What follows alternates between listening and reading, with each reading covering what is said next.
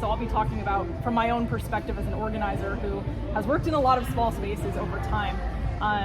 My business is best known for working in really cluttered spaces, so not spaces as pretty as we see here in the store, but getting it to look like spaces like this. Okay, I was just curious, are you here specifically about like college dorms? Is that what, okay, just so I know what room.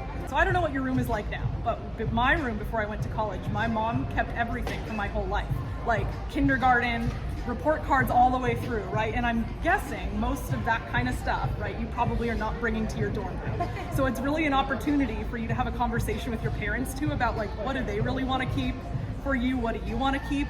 And what realistically you want to take just for you? Because I think like so many young people, when they get into their first space of their own, 100% their own, it's an opportunity to really like think about who you want to be moving forward, not just what your parents want for you.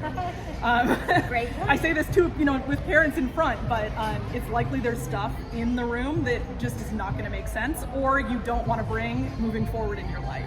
And that's okay, but the more you do it before you move in, the easier it's going to be. If you bring 100% of that room to the dorm, you're just going to have to deal with it then. So the more you can deal with it ahead of time, the better. Not here. She's Yeah. trying to Oh. University of Chicago. Yeah, what about you? I'm going to Northeastern. Oh wow, we're both leaving California. This is exciting. I went to Michigan and I'm very happy I moved to another part of the country, but I'm happy to be back. As is my family. Depending on whether you're in a bunk bed or they're separate too, you can rise the bed up quite a lot, and a lot of people do that to add additional storage underneath the bed. I add on about the clear versus not clear. You have to be really honest with the kind of person that you are.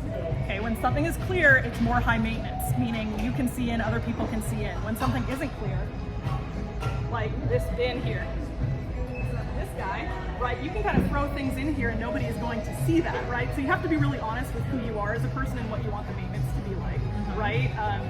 And so that takes some self-reflection. As much as we can make these recommendations, like you know who you are and what your room is like or what your kid's room is like. So We give you some good have you seen what it looks like in the where you're going to be moving? Is it really tiny, or like what are we talking about here? You have a picture of it? Let's see the picture. Have you lived in that weather before, in the East Coast? But what a time to like move in right in the right when it's the coldest. It's the same as here.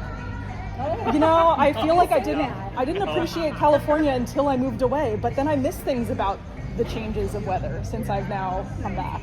We're talking about cost of stuff in the store. That will be less than getting something like the Alpha system back there, right? So there's a range, but this one I use all the time. Babies' rooms, like art supplies for kids. I didn't mention this, but I'm also a college professor. I teach communication. I use this as my snack cart for if students stop in and want a snack. Like it's in there for them, and I have masks and things like that. So many uses for this. I love it. And I need to get these for my own house. I've been recommending them to my brother because he couldn't keep track of what everything was. Those little things, right? Yeah, and that you can write on there what it is too if you don't know what the cord goes. I know I mentioned earlier about like rising, right? Like I like these kinds of things a lot. It just gives you additional. You don't want to make it so tall that you have to like run and jump onto your bed, right? Like you can't make it climbing onto your bed, but it gives you like a significant amount of extra space. Oh, it's coming. This too, because this could be not only for towels but for coats or things like that, and you could share this with a roommate if you did have a roommate to put stuff on the back of your door. Anytime that you can use any of the vertical space, it's good, right? Like I don't encourage people to cover every part of your wall everywhere. It's gonna look really cluttered if you do that, but when you feel like you're running out of space, just like look up.